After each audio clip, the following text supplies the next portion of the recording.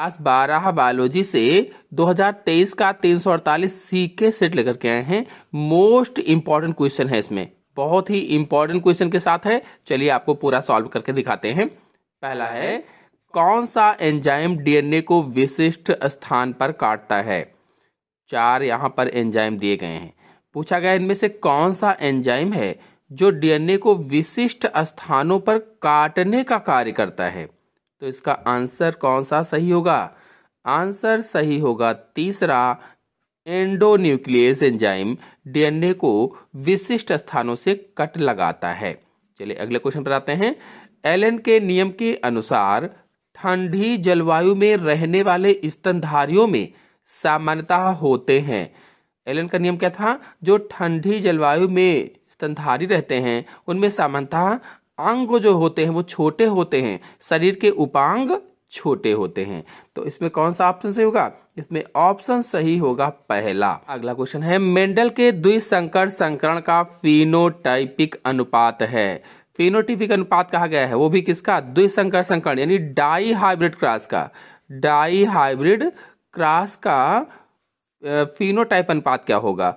तो इसका पहला ऑप्शन सही होगा। सभी लोग जानते हैं, मैंने सॉल्व भी करवाया था, 9:3:3:1, 9:3:3:1।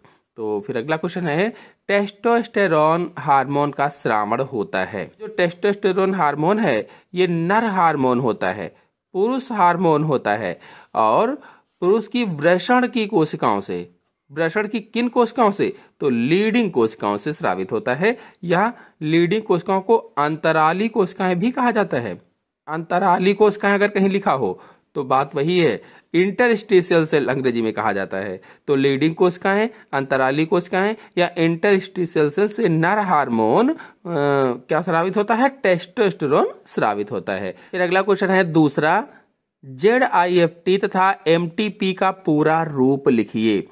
ZIFT जिफ्ट और MTP का पूरा नाम बताना है। देखिए ZIFT का क्या होगा, zygote intra fallopian transfer, zygote intra fallopian transfer. जबकि MTP का पूरा नाम क्या होगा, मेडिकल टर्मिनेशन ऑफ PRE होता है, pregnancy, medical termination of pregnancy. ये चिकित्सीय सगर्भता समापन है। चलिए फिर अगले क्वेश्चन पर आते हैं, सह प्रभाविता को परिभाषित कीजिए। तो जब किसी जीन के दोनों एलील कहो चाहे युग्म विकल्पी कहो, दोनों एलील चाहे कहो एलीलोमार्फ, दोनों एलील F1 पीढ़ी में समान रूप से अभिव्यक्त होते हैं तो उसे ही क्या कहा जाता है, उसकी आनुवांशिकता को क्या कहते हैं, उसकी आनुवांशिकता को सह प्रभाविता कहा जाता है। जब किसी जीन के दोनों एलील F1 पीढ़ी में समान रूप से अभिव्यक्त होते हैं तो इन एलीलों को सह प्रभावी या फिर इनकी आनुवांशिकता को ही क्या कहा जाता है, सह प्रभाविता कहा जाता है। सह प्रभाविता में जैसे लाल मवेशी लिया गया था और सफेद मवेशी लिया गया था, दोनों के बीच संकरण कराया गया था तो चितकबरा मवेशी हुआ था। चितकबरा यानी कि ना तो ये प्रभावी हुआ ना तो ये, दोनों साथ साथ। इसलिए कहा गया जब किसी जीन के दोनों एलील F1 पीढ़ी में, ये F1 पीढ़ी थी, F1 पीढ़ी में समान रूप से बराबर, तो जितने लाल बाल थे उतने सफेद थे, बीच बीच में लाल बीच बीच में सफेद इसके, तो इस तरह से चितकबरा हो गया, तो चितकबरा संतान पैदा हुआ, तो इसे ही सह प्रभाविता कहा जाता है। अगला क्वेश्चन है, अनुमिलीय परागणी पुष्पों में परागण के प्रकार को स्पष्ट कीजिए। इसमें किस प्रकार का परागण होता है। तो आपको बता दें, इसमें स्वपरागण होता है। स्वपरागण मैंने पहले ही चैप्टर में आपको पढ़ाया था, इसमें स्वपरागण या सेल्फ पॉलिनेशन होता है। और आपको बता दें कि ऐसे पुष्प जो बंद रहते हैं, हमेशा ऐसे पुष्प जो बंद रहते हैं और बंद अवस्था में ही इसके जो परागकोश होते हैं वो फट जाते हैं, और जब परागकोश फटते हैं तो परागकण उसी बंद अवस्था में ही निकल आते हैं और निकल करके पुष्प के वर्तिकाग्र पर चले जाते हैं। तो इसे ही क्या कहा जाता है? अनुन्मीलिय परागणी पुष्प कहा जाता है, अनुन्मीलिय परागण कहा जाता है। जब पुष्प बंद हो और बंद अवस्था में ही परागकोश फटकर परागकणों को बिखेर दें और पुष्प के वर्तिकाग्र तक वो पहुंच जाएं, तो इसे ही अनुन्मीलिय परागणी परागण कहा जाता है। फिर अगला है, मानवों में ट्राइसोमिक या त्रिसूत्रता और मोनोसोमिक स्थितियों में गुणसूत्रों की संख्या लिखिए। ट्राइसोमिक अवस्था में गुणसूत्रों की संख्या क्या होगी और एकल सूत्रता या मोनोसोमिक में गुणसूत्रों की संख्या क्या होगी? तो देखिए, वास्तव में जो हमारे गुणसूत्र होते हैं वो जोड़े में होते हैं। अब ट्राइसोमी हो गया तो एक बढ़ गया, इस तरह से जोड़ा और एक और बढ़ जाएगा। तो ऐसे अनाम तौर पर 46 गुणसूत्र होते हैं, लेकिन एक बढ़ गया तो 47 हो जाएगा। तो ट्राइसोमी में 47 हो जाएंगे। जबकि जो मोनोसोमिक है या एकल सूत्रता है, इसमें घट जाते हैं। तो देखिए, जैसे 2 थे तो एक घट गया, एक घटने पर 45 गुणसूत्र बचेंगे। इसलिए ट्राइसोमी में 47 और मोनोसोमी में 45 गुणसूत्र हो जाएंगे। फिर अगला क्वेश्चन है, जैव विविधता क्षति के कोई 2 कारण बताइए। जैव विविधता की क्षति के 2 कारण। तो अतिदोहन आप लिख सकते हैं। अतिदोहन का मतलब जो भी प्राकृतिक संसाधन है उनका अतिदोहन किया जा रहा है, जिससे जैव विविधता खत्म हो रही है। वनों की बहुत ज्यादा कटाई हो रही है, जिससे जैव विविधता खत्म हो रही है। तो ऐसे ही बहुत सारे हैं। दूसरा आप बता सकते हैं आवासीय क्षति, उनके घरों को नष्ट किया जा रहा है। या फिर सह विलुप्तता बता सकते हैं, सह विलुप्तता। बहुत सारे ऐसे कारण हैं जिससे जैव विविधता क्षति हो रही है। फिलहाल यहाँ पर 2 कारण पूछे गए थे। अगला क्वेश्चन है, स्वास्थ्य शब्द को परिभाषित कीजिए। अच्छे स्वास्थ्य को बनाए रखने के लिए कोई 2 महत्वपूर्ण कारक लिखिए। स्वास्थ्य किसे कहते हैं पहले ये बताना है, और फिर अच्छे स्वास्थ्य को बनाए रखने के लिए कोई 2 कारक, महत्वपूर्ण कारक लिखना है। तो देखिए, स्वास्थ्य जो है, स्वास्थ्य शरीर की वह अवस्था होती है, शरीर की वह अवस्था है जिसमें जंतु का शरीर या जीव का शरीर शारीरिक, मानसिक और सामाजिक रूप से पूर्णतः स्वस्थ हो। तो स्वास्थ्य किसे कहते हैं? जिसमें जीव का शरीर, स्वास्थ्य शरीर की वह अवस्था है जिसमें जीव का शरीर शारीरिक, मानसिक यानी शरीर से तो स्वस्थ हो ही, मन से भी स्वस्थ हो, सामाजिक रूप से यानी समाज से भी स्वस्थ हो, तो उसे ही क्या कहा जाता है? स्वास्थ्य कहा जाता है। तो स्वास्थ्य की परिभाषा आप क्या लिखेंगे? स्वास्थ्य शरीर की उस अवस्था को कहा जाता है जिसमें प्राणी का शरीर जो होता है वो शारीरिक, मानसिक और सामाजिक रूप से पूर्णतः स्वस्थ होता है, उसे ही स्वास्थ्य कहा जाता है। और फिर कहा गया कि अच्छे स्वास्थ्य को बनाए रखने के कोई 2 महत्वपूर्ण कारक लिखिए। तो देखिए, संतुलित आहार कीजिए, पहला कारक हो जाएगा। आप संतुलित आहार कीजिए। और फिर दूसरा कारण आप बता सकते हैं कि व्यक्तिगत स्वच्छता रखें, व्यक्तिगत स्वच्छता बनाए रखें। स्वच्छ रहेंगे तो रोगाणु नहीं आएंगे पास में, इस तरह से आपका स्वास्थ्य बना रहेगा। फिर देखिए, अगला प्रश्न है, गॉस के स्पर्धी अपवर्जन सिद्धांत नियम को संक्षेप में समझाइए। गॉस का जो स्पर्धी अपवर्जन सिद्धांत था उसको संक्षेप में समझाना है। तो देखिए, जब एक ही तरह के संसाधन हो, एक ही तरह के सीमित, लिख दीजिए, सीमित बहुत जरूरी है, सीमित संसाधन के लिए एक ही तरह के सीमित संसाधन, पॉइंट बी नोटेड, सीमित होना चाहिए। सीमित संसाधन के लिए यदि 2 जातियां स्पर्धा कर रही हैं, एक ही तरह के सीमित संसाधन के लिए यदि 2 जातियां हैं ये स्पर्धा कर रही हैं, कोई 2 जातियां एक ही तरीके के सीमित संसाधन के लिए स्पर्धा कर रही हैं, तो 2 जातियां अनंत काल तक जीवित नहीं रह सकती। अगर दोनों एक ही तरीके के संसाधन के लिए स्पर्धा कर रही हैं तो दोनों अनंत काल तक जीवित नहीं रहेंगी, अनंत काल तक जीवित नहीं रहेंगी। क्यों नहीं जीवित रहेंगी? क्योंकि उसमें से जो कमजोर वाली जाति है, मान लीजिए ये कमजोर है, जो कमजोर जाति है या कह लीजिए जो दुर्बल जाति है वो धीरे धीरे करके विलुप्त हो जाएगी। दुर्बल जाति धीरे धीरे करके विलुप्त हो जाएगी और जो दुर्बल नहीं है वो जीती रहेगी। लेकिन इसमें ध्यान रखने वाली बात यह है कि सीमित संसाधन हो, सीमित संसाधन हो, यह ध्यान रखने वाली बात है। यदि संसाधनों का सामान्यीकरण कर दिया जाए, संसाधन सामान्य रूप से जितने पर्याप्त होने चाहिए उतने कर दिए जाएं, यानी बढ़ा दिए जाएं, तो फिर दोनों जातियां जीवित रह सकती हैं। यही गास के स्पर्धी अपवर्जन सिद्धांत का नियम है। इसमें इन्होंने क्या बताया था कि यदि एक ही तरह के सीमित संसाधन के लिए कोई दो जातियां स्पर्धा कर रही हैं, कंपटीशन कर रही हैं, तो उसमें से दोनों जातियां अधिक दिनों तक जीवित नहीं रहेंगी या अनंत काल तक जीवित नहीं रहेंगी। उसमें से जो कमजोर जाति है, कमजोर जाति धीरे धीरे करके खत्म हो जाएगी, विलुप्त हो जाएगी, और जो प्रबल थी वो जीवित रहेगी। लेकिन फिर आगे ये भी इन्होंने कहा था कि यदि संसाधन का सामान्यीकरण कर दिया जाए, संसाधन सामान्य कर दिए जाएं, सीमित ना रहें, तो फिर दोनों जातियां आराम से जीती रहेंगी, समाप्त नहीं होंगी। यह है गॉस के स्पर्धी अपवर्जन सिद्धांत का नियम।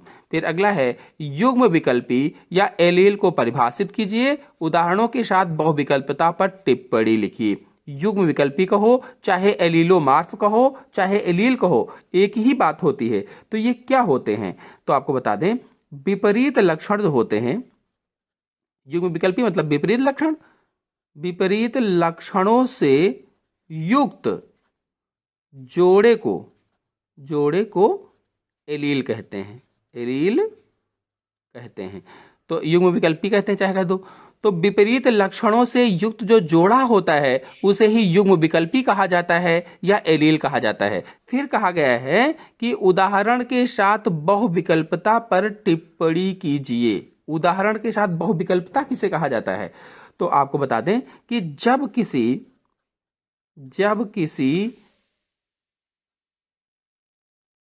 एक लक्षण के लिए दो से अधिक एलील होते हैं, जब किसी एक लक्षण के लिए दो से अधिक एलील होते हैं तो उसे ही बहुविकल्पता कहा जाता है। कोई एक लक्षण है तो उसमें दो से अधिक एलील हो तो उसे ही बहुविकल्पता कहते हैं, और ऐसे एलील को बहुविकल्पी एलील कहते हैं। इस प्रकार की स्थिति को बहुविकल्पता कहा जाता है। फिर अगला क्वेश्चन है, मानव में लिंग संलग्न अप्रभावी लक्षण की वंशागति को संक्षेप में समझाइए।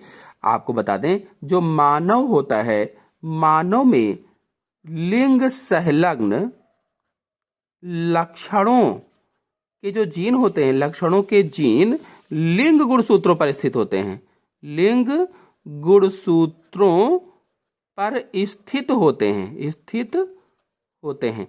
मानव में लिंग संलग्न लक्षणों के जीन लिंग गुणसूत्रों पर स्थित होते हैं, और ऐसे लक्षणों को लिंग संलग्न लक्षण कहते हैं। लिंग संलग्न लक्षण कहा जाता है, लक्षण कहते हैं। और इनकी वंशागति को, इन लक्षणों की वंशागति को क्या कहते हैं? लिंग संलग्न वंशागति कहा जाता है। अब यहाँ पर अप्रभावी कहा गया है, तो आपको बता दें, जो स्त्री होती है, स्त्री में जब तक दोनों लिंग गुणसूत्रों पर लिंग संलग्न लक्षण के अप्रभावी जीन उपस्थित नहीं होते, तब तक लक्षण प्रकट नहीं होते हैं। चलिए अगले क्वेश्चन पर। तो देखिए, अब अगला क्वेश्चन है, ये कोर्स से हटा हुआ है, नेक्स्ट क्वेश्चन पर आते हैं। देखिए चौथे का है, संकरण क्या है? कृत्रिम संकरण की प्रक्रिया एवं महत्व का संक्षेप में वर्णन कीजिए। संकरण किसे कहते हैं और कृत्रिम संकरण की प्रक्रिया का वर्णन करना है और उसके महत्व को भी संक्षेप में बताना है। देखिए आपको बताते हैं, पहले संकरण क्या होता है। संकरण माने क्रॉस। तो जब दो अलग अलग, कैसे लिखेंगे आपको बता देते हैं, जब दो अलग अलग वांछनीय, वांछनीय माने जो आप चाहते हैं, वांछनीय गुणों वाली एक ही फसल, लिख दीजिए, एक ही फसल के पौधों का आपस में परागण करवाया जाता है, तो उसे ही संकरण कहा जाता है। जब दो अलग अलग वांछनीय गुणों वाली एक ही फसल के पौधों का आपस में परागण कराया जाता है, तो उसे ही संकरण कहा जाता है। जैसे यहां पर कोई एक फसल थी, उसका फूल यहां है, बहुत सारे पौधे लगे हैं, तो जब क्या किया गया कि इसके परागकणों को यहां डाल दिया गया, तो इसे क्या कहा जाता है, वांछनीय गुण वाले, जिसका आप चाहते हैं उसका, इसका वाला इसका यहां पर डाल दिया, तो क्या हुआ कि इसे ही संकरण कहा जाता है। तो संकरण वास्तव में क्रॉस होता है, जब किन्हीं दो पौधों के परागकणों, एक पौधे के परागकण को दूसरे पौधे के पुष्प के वर्तिकाग्र पर डालते हैं, तो इसे ही संकरण कहा जाता है या क्रॉस कहा जाता है। फिर कहा गया कृत्रिम संकरण की प्रक्रिया का वर्णन कीजिए। कृत्रिम संकरण में क्या होता है, जैसे ये एक फूल लगा हुआ है, और आप चाहते हैं कि इस फूल पर मैं कोई कृत्रिम परागण करवाऊंगा, तो इसके पुंकेसरों को अपरिपक्व अवस्था में, जब ये परिपक्व नहीं होता है, कैंची की सहायता से कट कर देते हैं, और कट करके इसके ऊपर से एक पॉलीथीन जैसी जो कवर आता है बांध देते हैं। इसमें छोटे छोटे छिद्र होते हैं कि वायु जाए लेकिन परागकण न जाए। अब ये जब तक परिपक्व होगी, जब ये परिपक्व हो जाएगी, तो कोई दूसरे पौधे के पुंकेसरों को काट कर उनके पराग कोषों से परागकणों को इसके ऊपर डाल देते हैं। इसको खोल देंगे, और जब ये परिपक्व हो जाएगी तो परागकणों को उस पर झाड़ देंगे, क्रश कर देंगे, और क्रश करके फिर से इसको बांध देंगे।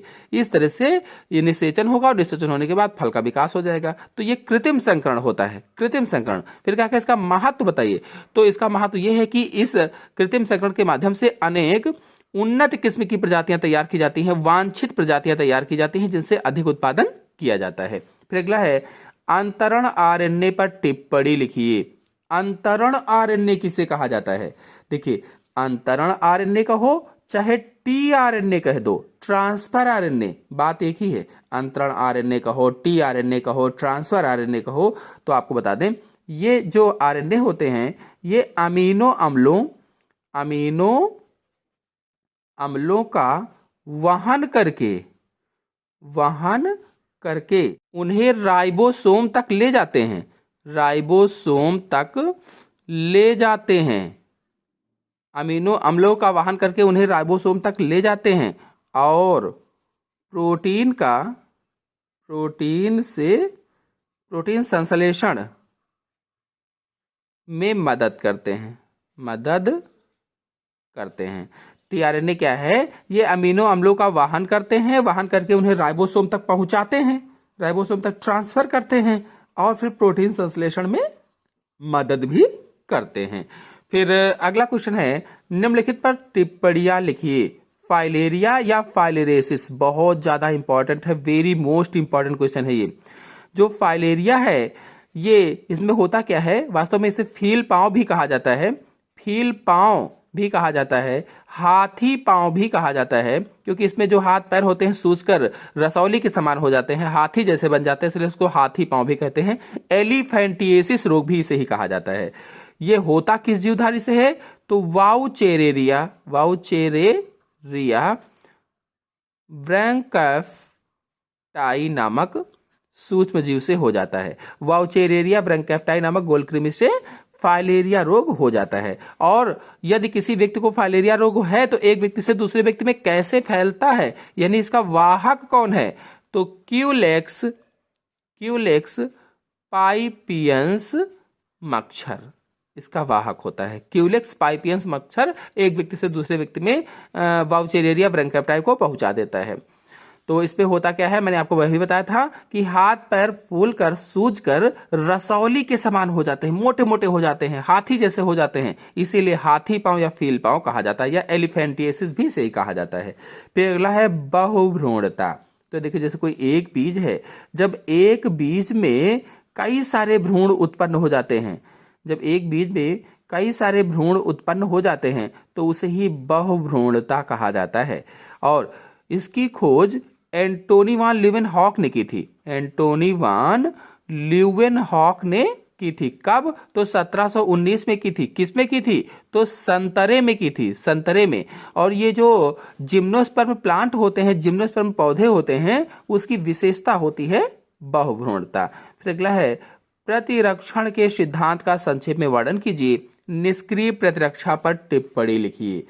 प्रतिरक्षण का सिद्धांत किसे कहा जाता है? तो बहुत ही सरल सी परिभाषा है, आपको बता देते हैं। देखिए, टीका लगाने पर शरीर इसके खिलाफ एंटीबॉडी का उत्पादन शुरू कर देता है। उत्पादन शुरू कर देता है ताकि व्यक्ति बीमारी से सुरक्षित रहे। तो टीका लगाने पर शरीर इसके खिलाफ एंटीबॉडी का उत्पादन शुरू कर देता है, एंटीबॉडी बनाने लगता है ताकि व्यक्ति बीमारी से सुरक्षित रहे। तो इस तरह से प्रतिरक्षा हमें प्राप्त होती है। तो इसे ही प्रतिरक्षण का सिद्धांत कहा जाता है। फिर कहा गया कि निष्क्रिय प्रतिरक्षण पर टिप्पणी लिखिए। निष्क्रिय प्रतिरक्षा जो होती है, निष्क्रिय प्रतिरक्षा मानव को बाहर से इंजेक्ट की जाती है। यानी निष्क्रिय प्रतिरक्षा क्या है? जो बाहर से टीके वगैरह लगाए जाते हैं उसे ही निष्क्रिय प्रतिरक्षा कहा जाता है। जब ये मानव के शरीर में जाती है तो फिर एंटीबॉडीज का निर्माण करती है उस रोग के रोगाणु के प्रति और उनको बाहर से दोबारा फिर नहीं आने देती है। इस तरह से निष्क्रिय प्रतिरक्षण हो जाएगा। फिर अगला है, दो उपयुक्त उदाहरणों की सहायता से पौधों में कायिक प्रवर्धन की व्याख्या कीजिए। देखिए, ये कोर्स से हटा हुआ है, पहला चैप्टर से है, तो ये कोर्स से हटा हुआ है, नहीं है, इसको हटा देते हैं। फिर अगला क्वेश्चन है, पुनः संयोजक डीएनए तकनीक प्रौद्योगिकी का उपयोग करके मानव इंसुलिन के उत्पादन के चरणों का संक्षेप में वर्णन कीजिए। देखिए, पुनर्संयोजन डीएनए तकनीक वास्तव में होता क्या है कि जैसे इसमें कोई एक जीवधारी है, मान लीजिए ये कोई बैक्टीरिया है, तो इसके डीएनए को यहाँ पर निकाल लिया गया है और इधर मानव, मान लीजिए कोशिका है, ये मानव की कोशिका है, सेल है, तो इसके डीएनए को निकाल, अब इंसुलिन वाले पर ही बता देते हैं, तो इसके इंसुलिन वाले जीन को निकाल लिया गया है। अब क्या किया गया है, ये तो इसके डीएनए को निकाल लिया गया है, ये मानव की बैक्टीरिया है, इसके डीएनए को निकाल लिया गया है। अब इसको क्या करते हैं कि कट करना पड़ेगा, तो रिस्ट्रिक्शन एंडोन्यूक्लियस एंजाइम की सहायता से इसको कट कर लिया है। और इधर मानव की उस जीन को भी निकालना है जो इंसुलिन वाला था, तो इसको भी रिस्ट्रिक्शन एंडोन्यूक्लियस एंजाइम की सहायता से कट कर लिया है। तो वो जीन निकल आई है इंसुलिन वाली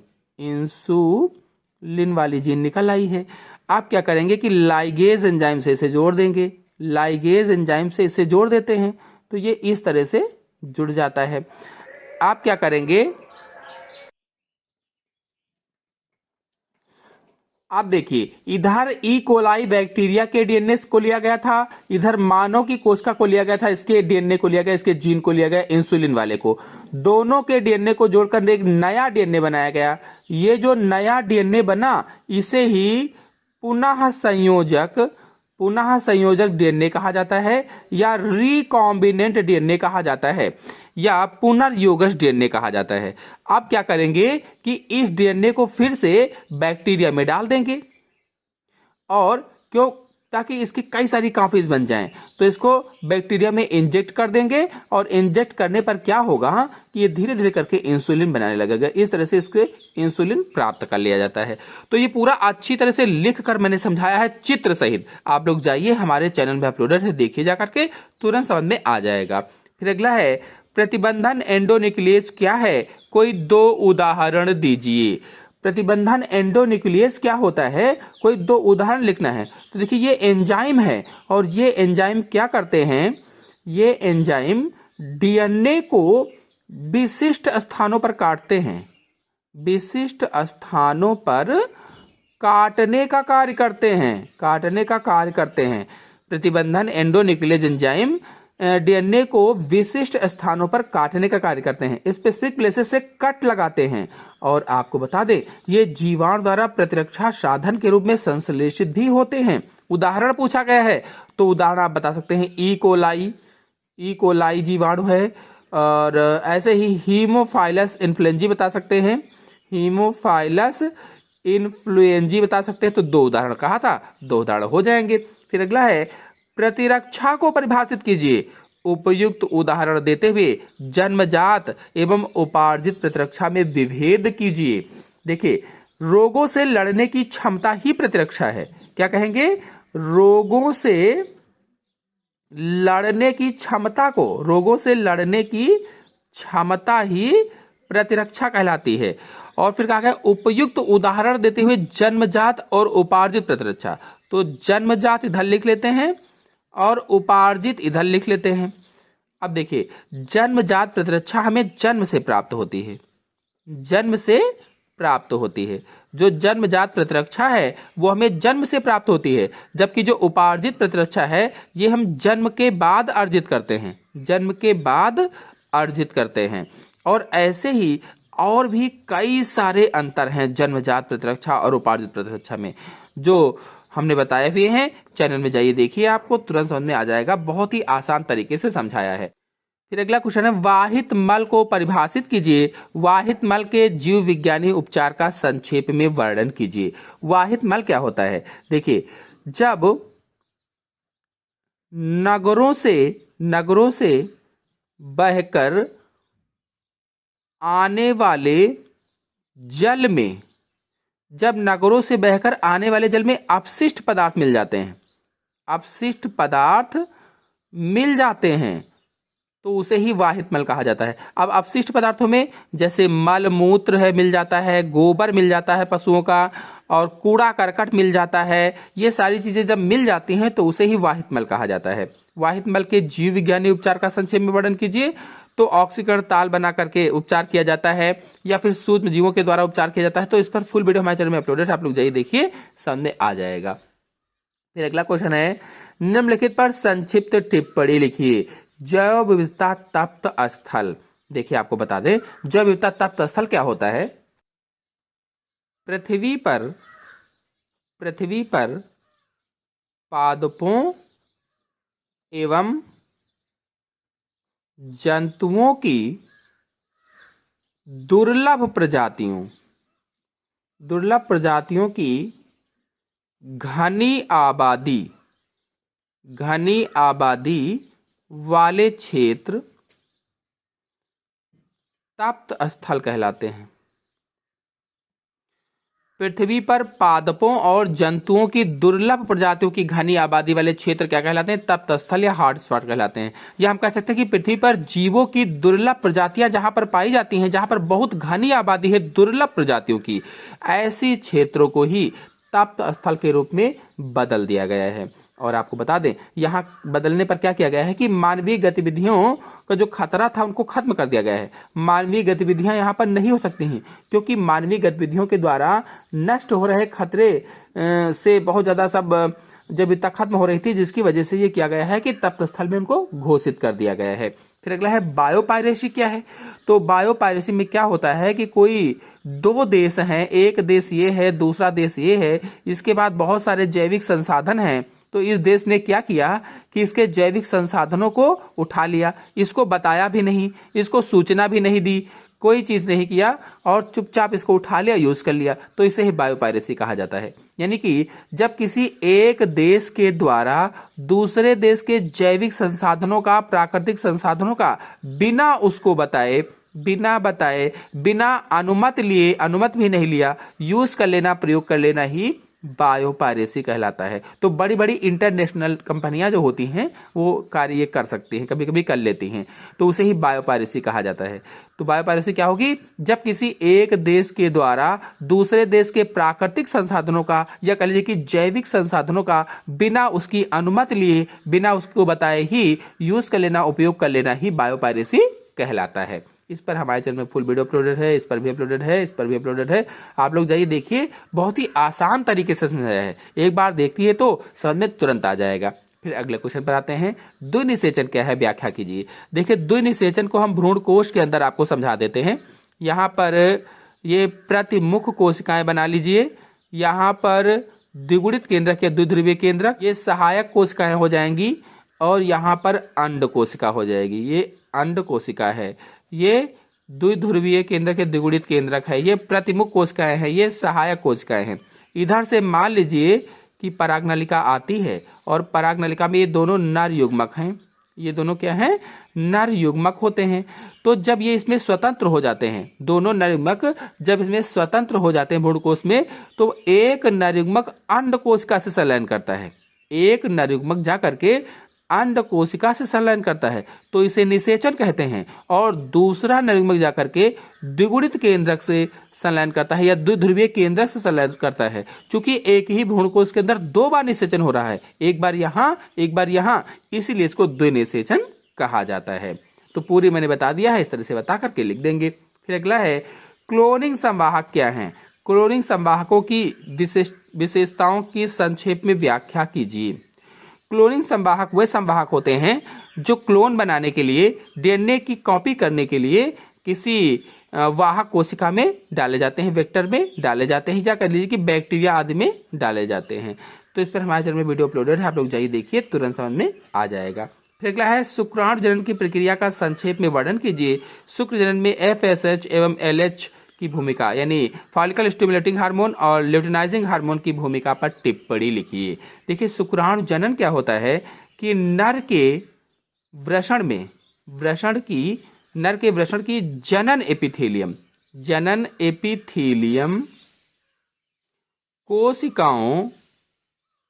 एपिथेलियम कोशिकाओं से शुक्राणुओं के बनने की क्रिया ही शुक्राणु जनन या शुक्र जनन कहलाती है। और इस प्रक्रिया का पूरा वर्णन हमारे चैनल में अपलोडेड है, आप लोग जाइए देखिए, समझ में आ जाएगा। अभी जल्दी भी एक वीडियो अपलोड किया है युग्मक जनन पर, उसमें शुक्र जनन और अंड जनन दोनों बताया है, चित्र से समझाया है। जाइए देखिए, नोट्स भी मिल जाएंगे और आपको समझ में भी आ जाएगा विद गारंटी। फिर अथवा लगा है, परागण को परिभाषित कीजिए। पुष्पी पादपों में विभिन्न प्रकार के परागण का संक्षेप में वर्णन कीजिए। देखिए परागण क्या होता है, जैसे यहाँ पर कोई दो पुष्प लगे हुए हैं, तो जब एक पुष्प के परागकण निकलकर उसी पुष्प या फिर किसी दूसरे पौधे के पुष्प के वर्तिकाग्र तक जाते हैं तो उसे ही परागण कहते हैं।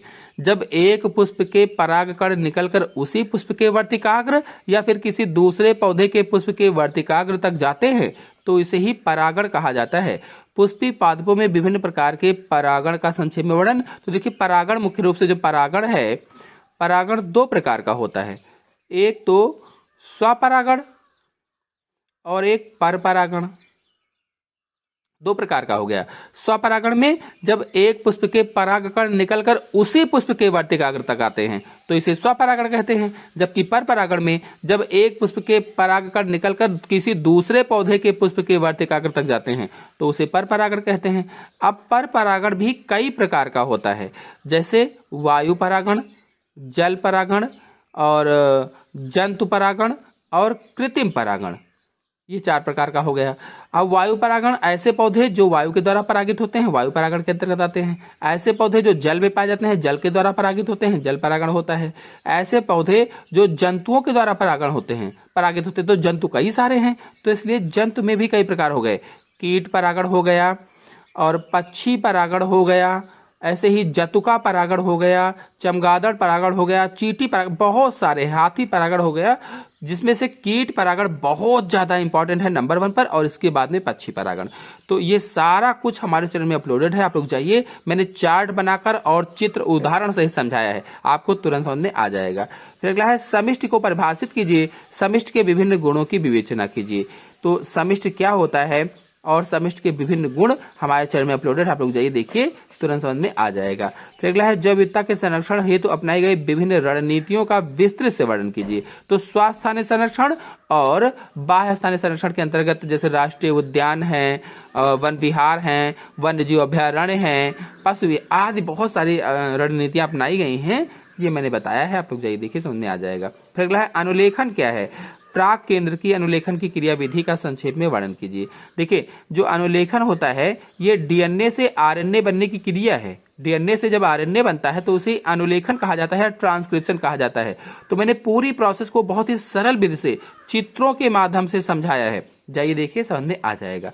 फिर अगला है मानव में अनुवांशिकी में वंशावली विश्लेषण की भूमिका बताइए और वंशावली विश्लेषण में प्रतीकों पर एक टिप्पणी लिखिए। तो ये हमारे चैनल में वीडियो नहीं है, आप इसको कहीं से तैयार कर सकते हैं। फिलहाल ये हमारे चैनल में अपलोडेड है, ये भी अपलोडेड है, ये भी अपलोडेड है, ये भी है, ये भी है। बहुत ही सरल तरीके से समझा, आप लोग जाइए देखिए, समझ में आ जाएगा। आशा है आपको वीडियो पसंद आया होगा। पसंद आया हो तो लाइक कीजिए, अपने दोस्तों में शेयर जरूर कीजिए और चैनल पर पहली बार आए हैं तो चैनल को सब्सक्राइब भी कर लीजिए। धन्यवाद।